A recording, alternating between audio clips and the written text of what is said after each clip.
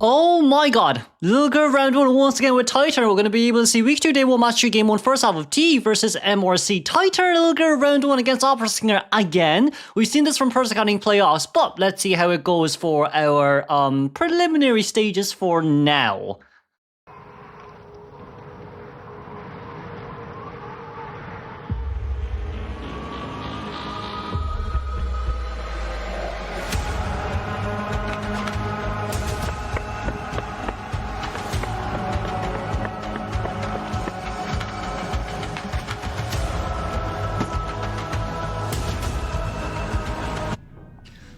Okie dokie, Pepe, we're gonna go after Huatzi first, who is playing Patient, so no Little Girl for now. She's probably spawned very far away, but I guess that's kind of why we decided to choose Patient at the end of the day. That's a very nice hit and dash down right after the speed boost. I didn't think you can actually do that, maybe it's just because of my yellow pin, but aside from that, right now, Huatzi will not take a hit. Okay, the Shadow Dance we did manage to get over, but seems like that wouldn't matter here anymore. We're gonna have to take quite a bit of a long way around, but Huatzi didn't even vault over towards this area, so it seems like Pepe has been mind-gamed. But because of this, we do now see where Patient is. We also do have some remnants left below for Shadow Dance to be ready, so I think for Pepe right now, we're kind of just waiting along. We do get a Shadow Dance just on time from the other side. Flywheel did not come out on time. We did stand still to look back for Flywheel. I cannot understand, but I feel like the moment Pepe actually got stuck or got rid of his Shadow Leap into cooldown, we might have been able to Flywheel over before that too. But for now, Shadow Dance is ready once again. We do have Blink, but we can't blink from one side of the coaster to the other, which is the unfortunate part. And with the next Shadow Dance back, we have Flywheel. We did manage to fly, but it's going to be a Blink down here anyways. So like what we've talked about before too, right? For Huatzi's main containment here, it's not bad. It's just that we could have flywheeled over the pallet because Opera has failed her Shadow Dance. Oh, I didn't really see the bottom left hand side of our screen, but like the moment Patient was standing still there, it felt like he was looking back at Opera in that case scenario. Now, Little Girl would be the one that's closing in himself to come into rescue, but there's still a huge chance for a double down. We don't see what a footprint is just yet, which is very nice, you know, footprint concealment there from Xiao Di. But even so, we barely got 3 Cypher Machines done. Xiao Di will be able to come in for the rescue, but it just feel... Okay, the pushback is fine. The pushback is fine. Pepe still manages to get Huatzi down, but we aren't able to see a double down here, which is a bit unfortunate. Little Girl, potentially speaking, would be teleported. No, we're going to get rid of... We're going to decipher Wildling Cypher first. Okay. That's not Wildling Cypher. That's Little Girl's second Cypher. Well, no, yeah, that is Wildling's second Cypher, I think, or it could be someone else's. You never know. Oh no, it is Little Girl Cypher Machine. It is Little Girl Cypher Machine. There's no Cypher on... There's no Cypher in 2 story, but it seems like Xiao.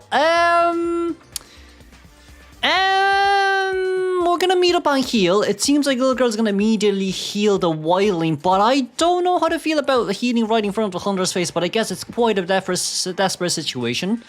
And we did heal on time. We didn't hit.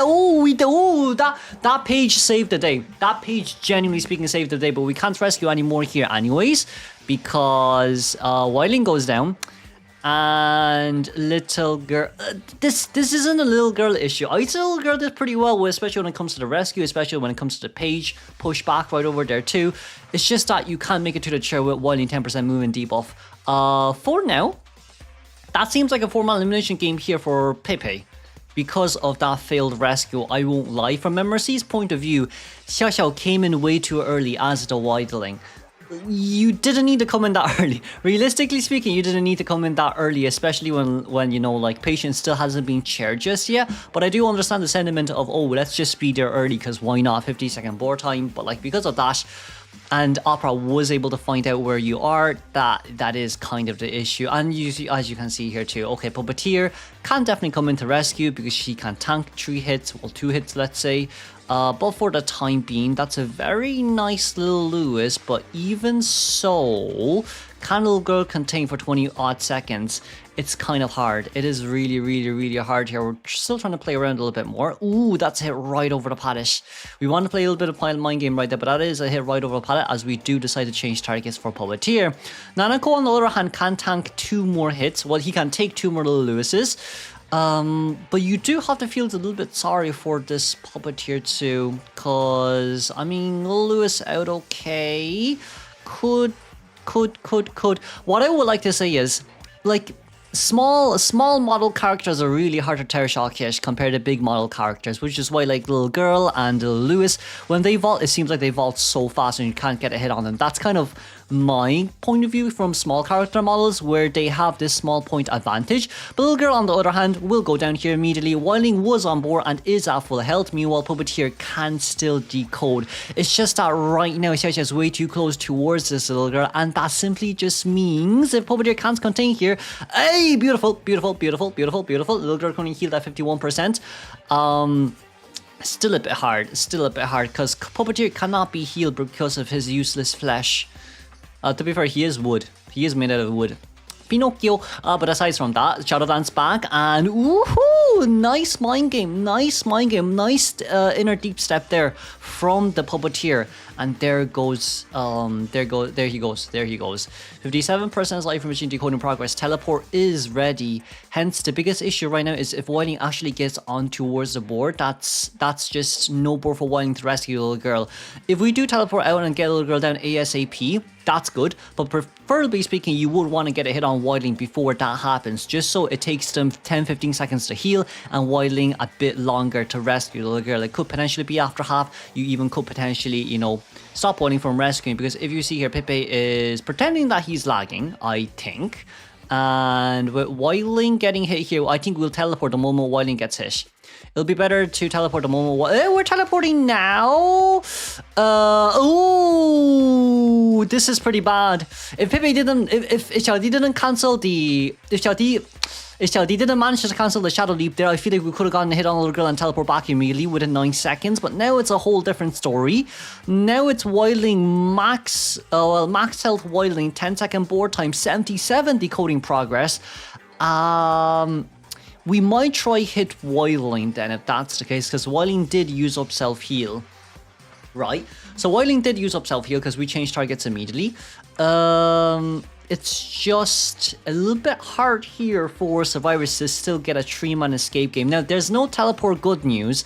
Bad news, we can target Wildling first. So let's just see what Pepe decides to do right here. We see the little girl. We're going to hit the little girl down. Is Wildling nearby? Nope, Wildling is on the run. Chasing after the little girl. You could say it's not the worst choice because the little girl can still teleport. Okay, that Shadow Leap was not cancelled, but we are at the corner. So he did what he needed to do.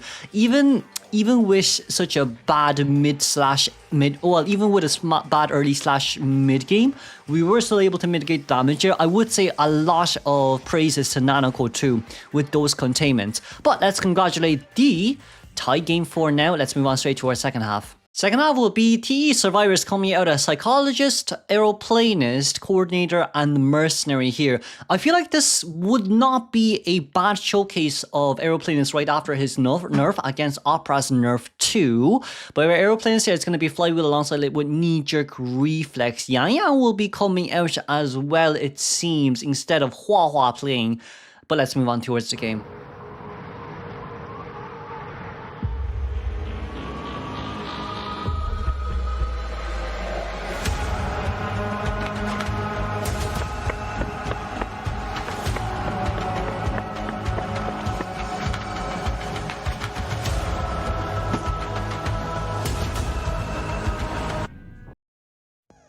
Okay, in towards the game we go. It's going to be Xiaocheng going for...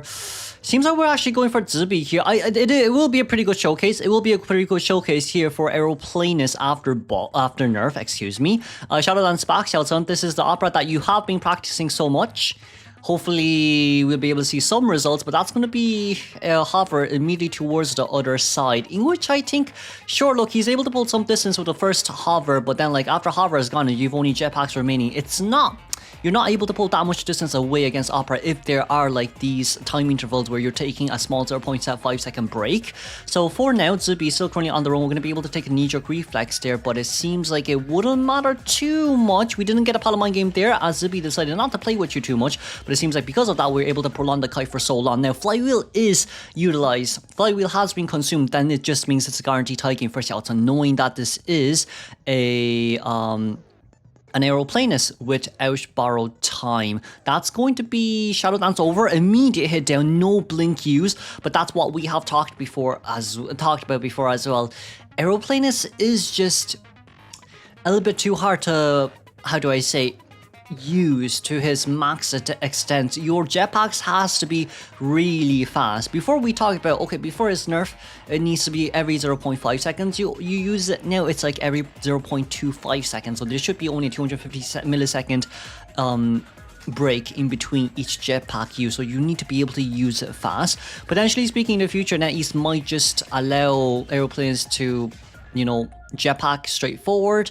But we'll just have to see for the time being how it goes after this tourney. For now, Aeroplanist, we're still trying to counter Opera, but it seems like that vault, sadly, we weren't able to utilize the speed boost on time to get away from the window, and Aero will still go down.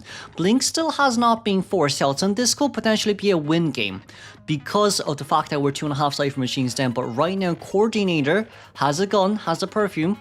We might want to get Cordy to rescue, but I think it might not be needed too because Mercenary has been fully healed. Yeah, on the other side of the map right now, his Cypher is done. So the Coordinator Cypher machine is done.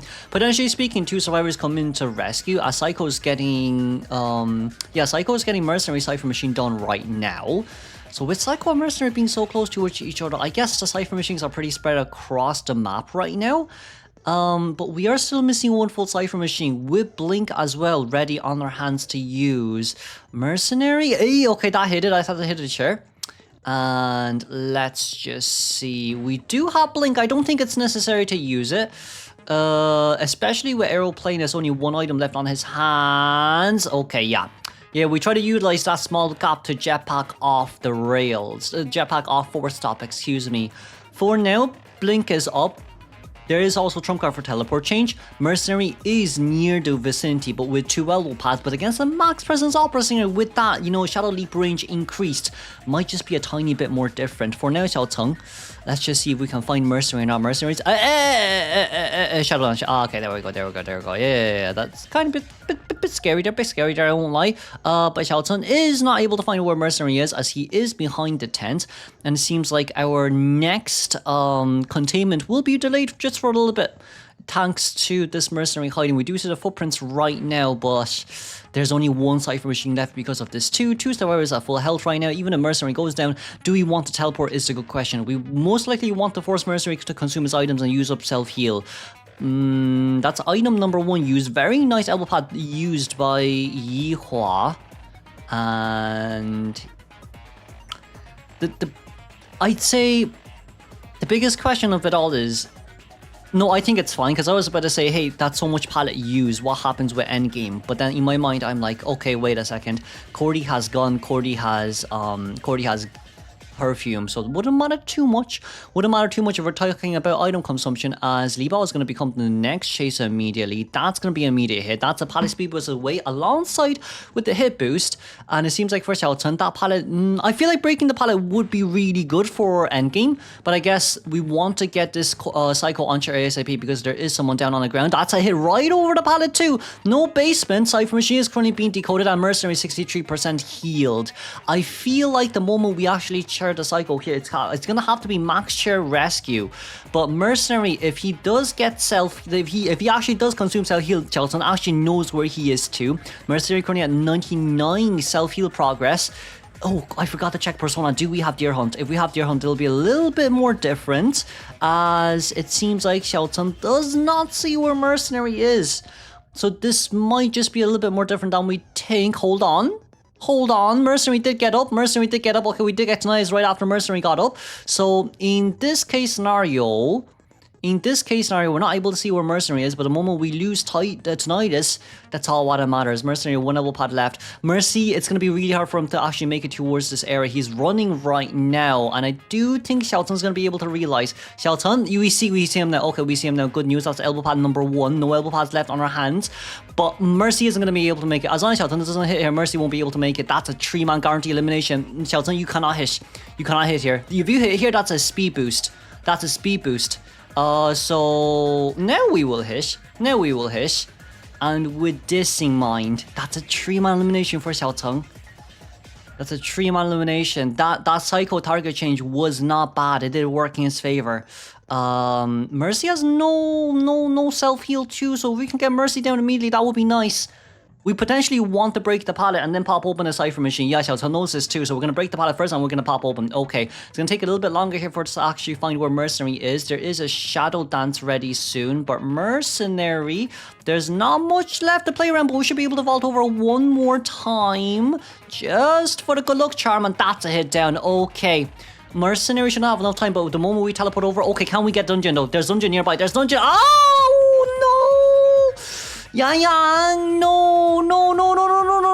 You should have stepped back a bit more. You needed to step back a bit more. If we got that gun, it would have been a tie game. But let's congratulate the 4-man elimination for MRC. Moving on towards game 2.